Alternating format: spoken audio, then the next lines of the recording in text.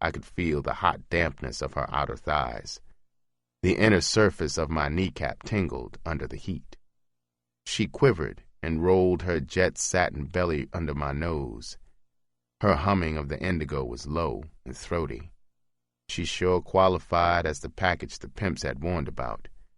My 21-month cherry was aching to chunk out. She took a lighter off the cocktail table. She ran the sticks in and out of her mouth to get an even burn. She lit them and handed me one. She said, "Daddy, this is light green pot from Chili Gut country. It will make us mellow. Why don't you take your clothes off?" I took a deep pull of the stick of reefer. I looked up into the sultry, dreamy eyes. I parroted, "Bitch, don't put shit in the game. Business always comes before pleasure in my book. I'll take my clothes off when I know I'm taking them off with my whore. I don't sucker for the Georgia. Jaw loose from respectable scratch, bitch." I had heard it verbatim in the joint. It worked like a lie detector. The motor in her belly threw a rod. Her eyes had a faraway look. She was busy tailoring the con for me. She collapsed to a yogi squat on the polar bear rug. Her moon was winking at me. Her voice was bullshit sweet. She warbled, "Sweetheart, Daddy, you already shot me down. I'm your sweet bitch. I got a C-note coming from a trick with his nose open for me. He'll spring it for it tomorrow night. It's yours, but you got to wait. Now come on and put your freak baby to bed." My system had been clean. The reefer was powerful. She didn't know how desperately I needed to pimp. She couldn't know she was the first. I couldn't let her escape. I had to have a whore. That reefer was sending currents of anger and hatred through me in time with indigo. My mortal enemy squatted on that white rug. I thought, I'm going to murder this runt black bitch if she don't give me that scratch she had in her bosom. Like a brute cop giving a heist man a last chance to confess, I said, "Bitch, give me that scratch you had between your titties." Her peepers ballooned in surprise and anger. She gritted, "You're pimping too hard, skinny-ass nigga. I've changed my mind. Get your lid and Benny and split." The indigo was on a torrid upbeat. Like brown-skinned lightning, I leaped erect from the chaise. I flung my right leg back. I could feel the tendons at my hip socket straining. My eyes sighted for a heart shot. My needle-toed 11 AAA shoe rocketed toward her. The lucky runt turned a fraction of a second in time. The leather bomb exploded into her left shoulder blade. It knocked her flat on her belly. She lay there groaning. Then, like in the dreams in the joint, I kicked her rear end until my leg cramped. Through it all, she just moaned and sobbed. I was soaked in sweat. Panting, I lay on the bearskin beside her. I thrust my mouth against her ear. In an icy whisper, I said, "Bitch, do I have to kill you to make you my whore? Get up and give me that scratch." She turned her head and looked into my eyes. There was no anger in them now, only fear and strange passion. Her tremulous mouth opened to speak. For a long moment, nothing came out. Then she whispered, "You got a whore, blood. Please don't kick me anymore. I'm your little dog. I'll do anything you say. I love you, pretty daddy." Her talons stabbed into the back of my neck as she tried to suck my tongue from its roots. I could taste her salty tears. She wobbled to the record player. She lifted a corner of it. She slid that wad of scratch from beneath it. She rejected indigo. She put another platter on the turntable. Lady Day was singing a sad lament. "My man don't love me, treats me awful mean. He's the meanest man that I ever seen." I was standing on the bearskin. She came toward me with the scratch in her hand. She laid it in my palm. I rifled it in a fast count. It was respectable.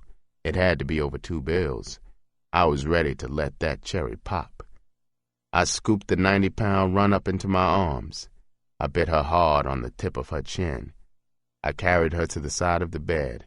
I hurled her onto it. She bounced and lay there on her back. She was breathing hard. Her legs were a wide pyramid. I got out of my clothes fast. I snatched the top sheet off. I ripped it into 4 narrow strips. I tied her hands to the bedposts. I spread-eagled her legs. With the longer strips, I tied her legs to the top of the springs at the sides of the bed. She lay there, a prisoner. I put her through the nerve-shredding routines Pepper had taught me. She blacked out 4 times. She couldn't pull back from the thrilling, awful torture. Finally, I took a straight ride home. On the way, I tried to smash the track. I reached my destination. The blast of hate was big enough to spawn 1 million embryo black pimps. I untied her. We lay there in the dim blueness. The fake white stars glowed down on us. Lady Day still moaned her troubles. I said, "Bitch, I want you to hump like hell in these streets for a week. We're going to the big track in the city. Oh yes, this week we got to get that title to the Ford change. I don't drive no bitch's wheels. It's got to be in my name, understand?" She said, "Yes, Daddy, anything you say. Daddy, don't get angry, but I was bullshitting about that C-note trick." I said, "Bitch, I knew that. Don't ever try to con me again." I got up and put my clothes on. I peeled a fin off the scratch and put it on the dresser. I said, "I want you in the street at 6 tonight. Stay out of the bars. Work the area around 7th and Apple. I'll come through sometime tonight. You be there when I show. If you get busted, your name is Mary Jones. If you forget it, I can't raise you fast. Have some scratch whenever I show." I went down to the street. I got into my Ford. It roared to life. I drove toward Mama's. I felt good. I wasn't doing bad for a black boy just out of the joint. I shuddered when I thought, what if I hadn't kept my ears flapping back there in the joint? I would be a boot black or a porter for the rest of my life in the high-walled white world. My black hole was a cinch to get piles of white scratch from that forbidden white world. Mama was pressing a young customer's hair. She saw me get out of the Ford in the front of the shop. She called me inside with a waggle of the pressing comb. She said, "I have been worried. Where have you been all night? Where did you get that pretty little car? Did you find a job?" I said, "A friend of mine let me borrow it. Maybe he'll sell it to me. I stayed with him all night. He's got 103 fever. I'll try to find a job tomorrow." She said, "There's a roast in the oven. Shut the gas off and eat. I hope, son, you haven't been with Pepper."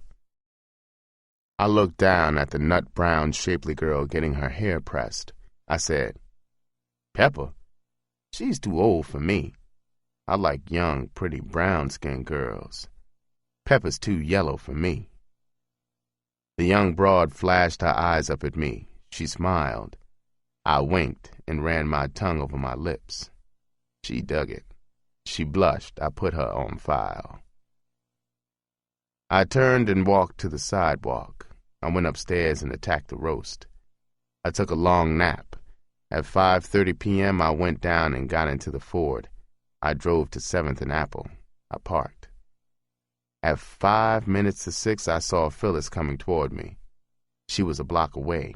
I fired the engine and pulled away. It sure looked like I had copped a whore. I went back at midnight.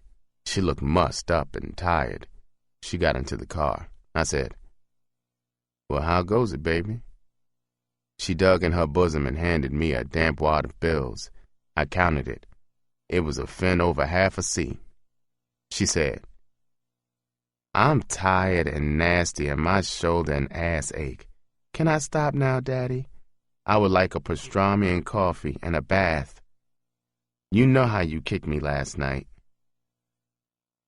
I said, Bitch, the track closes at 2. I'll take you to the sandwich and coffee. The bath will have to wait until the 2 o'clock breakdown. You needed your ass kicked. She sighed and said, All right, Daddy, anything you say. I drove her to an open-air kosher joint. She kept squirming on the hardwood bench. Her butt must have been giving her fits. She was silent until she finished the sandwich and coffee. Then she said, Daddy, please don't misunderstand me. I like a little slapping around before my man does it to me. Please don't be as cruel as you were last night. You might kill me. I said, Baby, never horse around with my scratch or try to play a con on me. You blew my stack last night. You don't have to worry so long as you never violate my rules. I will never hurt you more than to turn you on. I drove her back to the track. She got out of the car. As soon as she hit the sidewalk, 2 white tricks almost had a wreck pulling to the curb for her. She was a black money tree, all right. The next day I took her to a notary. In 10 minutes, we walked out. She gave me the 3 bills back that I had paid her for the Ford. It was legal now. She wasn't beefing. Her bruises were healing, and she was ripe for another prisoner of love scene. She finished the week in great humping style. I had a 7-bill bankroll. Sunday evening, I packed the runt's bearskin and other things into the trunk of the Ford. I parked around the corner from Mama's. I went up to get my things together. Mama caught me packing. Tears flooded her eyes. She grabbed me and held me tightly against her. Her sobbing was strangling her. She sobbed, Son, don't you love your mama anymore? Where are you going? Why do you want to leave the nice home I've fixed for you? I just know if you leave, I'll never see you again. We don't have anybody but each other. Please don't leave me. Don't break my heart, son. I heard her words. I was too far gone for her grief to register. I kept thinking about that freak black money tree in the Ford. I was eager to get to that fast pimp track in the city. I said, Mama, you know I love you. I got a fine clerk's job in a men's store in the city. Everybody in this town knows I'm an ex-con. I have to leave. I love you for making a home for me. You have been an angel to stick by me through those prison bits. You'll see me again. I'll be back to visit you. Honest, Mama, I will. I had to wrestle out of her arms. I picked up my bags and hit the stairs. When I reached the sidewalk, I looked up at the front window. Mama was gnawing her knuckles and crying her heart out. My shirt front was wet with her tears.